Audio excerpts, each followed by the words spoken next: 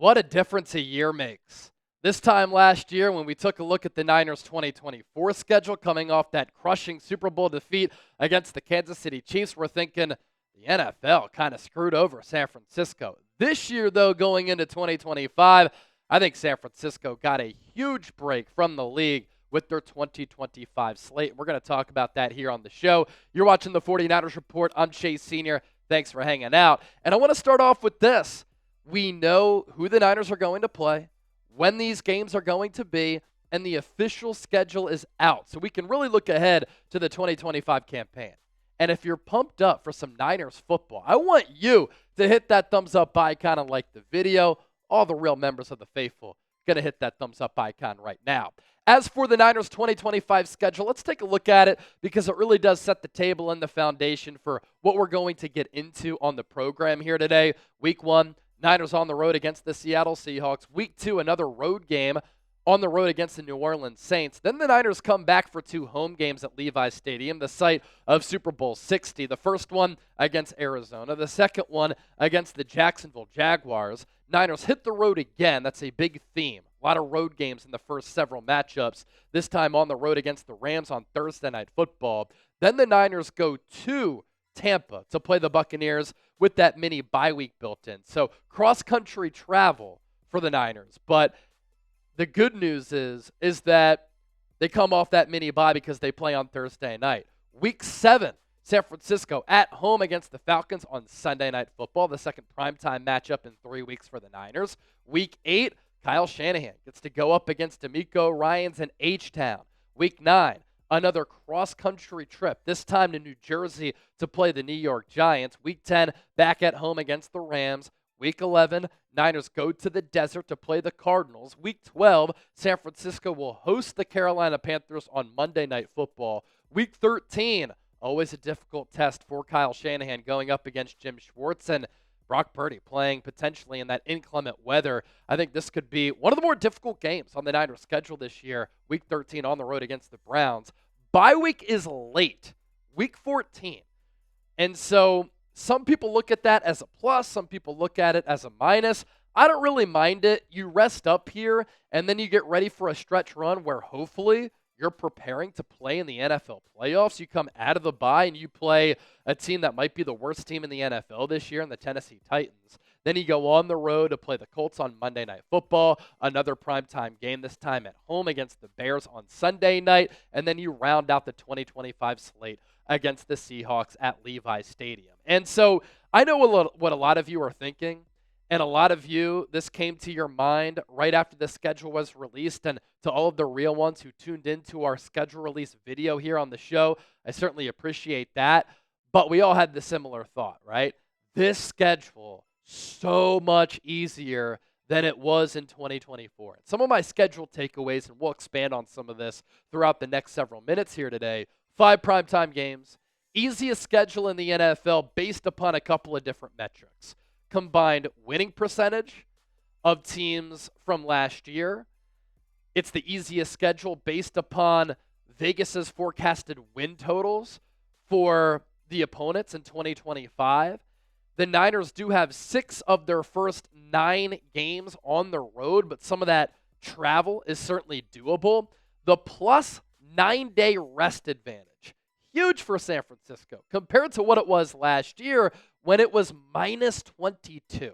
So that is 31 more days this year in 2025 compared to last year's schedule. The Niners also have no games against teams coming off of bye weeks. And in 8 of their final 10 games, they will be playing teams coming off of road trips. In 2024, speaking of that bye week portion, San Francisco played an NFL high 4 teams off of bye weeks. And you're thinking that probably matters, right? That other team has another week of rest and another week of preparation. It did matter. San Francisco went 1-3 with losses to Kansas City, Seattle, and Buffalo. They did beat the Dallas Cowboys because the Cowboys are always fraudulent. And then you go back to the rest day advantage and disadvantage. This is a look at where the Niners were last year. all the way up atop this graphic. And that's not where you want to be. Why? Because you're in the red. So the Niners had a minus 22 day rest disadvantage.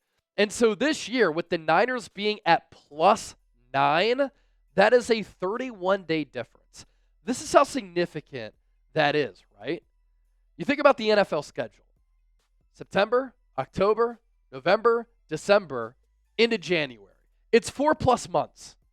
And so the Niners have a month-day difference in a schedule and in a season that's 4+ months compared to last year. And you also think about what happened last year. They made it to the Super Bowl. They played into February. And so they play a physical brand. They had a shorter offseason, not as long of a recovery period, and they got screwed by the NFL with that historic rest day disadvantage, which was one of the worst in the history of the National Football League since this has been charted. Here in 2025, not as arduous, and the NFL doing the Niners favors. And with that, you look at the 2025 net rest days. The Detroit Lions leading the way at plus 13, and you see San Francisco there at plus 9. That is 4th in the NFL. It goes Lions, Dolphins, Rams, Niners. The worst teams for this metric: Las Vegas Raiders at minus 19, New Orleans Saints at minus 14, and the Washington Commanders, even though they made it to the Final Four last year, surprise trip to the NFC Championship game, they're at minus 13. I think the Raiders and Saints, in addition to the Titans, going to be potentially the 3 worst teams in the National Football League. And so the NFL pretty much said, Las Vegas, New Orleans, we don't care about you. As for some metrics, further looking at rest advantage history. Historically, rest advantage has been thought to boost performance. For example, in 2023, teams with a rest advantage had a 52% win rate. Before 2011, bye weeks gave teams a significant edge, estimated at plus 2.2 points per game, largely due to extra preparation time. Okay? And after 2011, a rule change limiting bye week practices reduced this to plus 0.31 points. Bye weeks were once profitable for bettors, 55% cover rate pre-2011, but since 2011, home teams off a bye cover only 44.6% of the time, suggesting markets overcorrect for rest. And obviously, every situation is different, and sometimes with these rest day advantages and disadvantages, context is really important, right?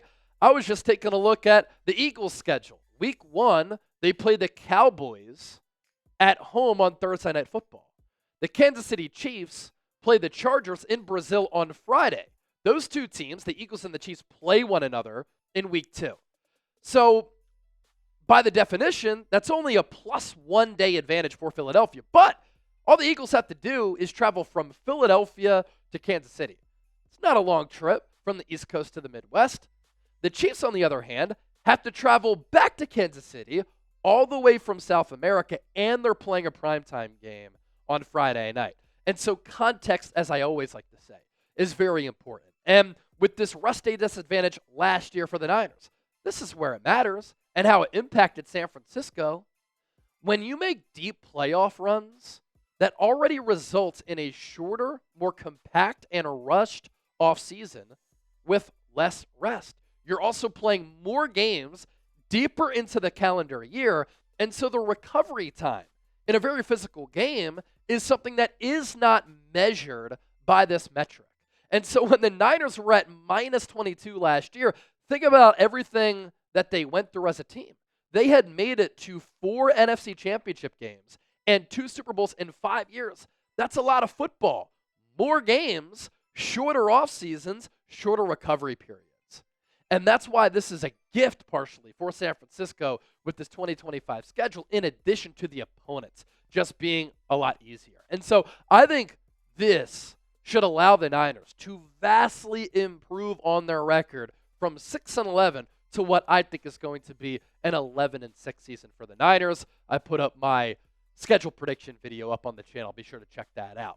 So how are you feeling? We still have a lot to get to here on the show, but I just want to gauge your level of confidence in the Niners making the playoffs. Scale it for me from 1 to 100.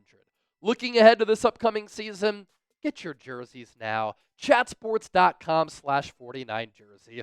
All types of different jerseys available. You just plug in that link down below. It'll take you to our friends at Fanatics, and you can get hooked up with some really awesome Niners merchandise. Current players, former players, authentic jerseys, replica jerseys, home, away, some of the vintage jerseys as well, men's, women's, kids, whatever you want, Fanatics has it. And if you don't want a jersey, you can still use that link down below, and you can get polos, shirts, hoodies, beanies, hats, whatever you need. Fanatics has got you covered because they do a great job with all of this professional sports merchandise. So head to chatsports.com/49jersey. Use that link to your advantage. And now that we're in the offseason, a lot of great deals for these Niners jerseys. And when you use that link, you support our show because Fanatics will know that Chat Sports sent you. More details on this Niners schedule. The 49ers will open up against a divisional team, Seattle Seahawks, for the first time since 2000. It doesn't happen a lot. In 2000, coming off that other Super Bowl trip under Kyle Shanahan, the Niners open up the 2020 campaign against the Arizona Cardinals. 3 of the first 5 games to start the year are against the NFC West. So I don't love that because those games can go either way. As we know with what transpired in 2024, a lot of those games were close. They came down to the wire, and the Niners choked down the stretch because divisional teams know each other so well because they play 2 times a year. And so that is a little bit hard. I also got some responses from one of my tweets yesterday where people were like, damn, the Niners are on the road 6 of their first 9 games. That is true by definition, but it's important to note that San Francisco to Seattle is a very short and doable flight for week 1. It is a long flight for week 2 to New Orleans, but the Saints stink. And then the Niners have 2 games at home against the Cardinals and Jags. After that, they do have a Thursday night game on a short week for week 5, but that's an easy flight to Southern California to Los Angeles to play the Rams. And then, yes, you do have to go to Tampa Bay, but you have the mini bye week to your advantage when you play the Buccaneers. So there is some wiggle room there. The roadies to start, roadies, meaning a lot of road games, not a beverage on the road. That's also a correct definition. Means a lot of home games in the back half of the year. That could benefit San Francisco as well. So you travel a lot to start the 2025 campaign, and then you don't have to travel a lot at the end of the year. Remember that gauntlet stretch in 2023, which featured games sprinkled in against the Kansas City Chiefs, and then a couple of weeks later, the Seattle Seahawks, the Green Bay Packers, the Buffalo Bills. Packers and Bills were on the road back-to-back weeks. All those games resulted in losses for San Francisco. There isn't that type of gauntlet stretch for San Francisco this year. So that is an added bonus. And then I was talking earlier about how the Niners have the easiest schedule based on a couple of different metrics. That's combined winning percentage for these opponents from last year, and then the Vegas forecasted win totals. The opposing winning percentage on the Niners' schedule this year for their opponents is 41.5%.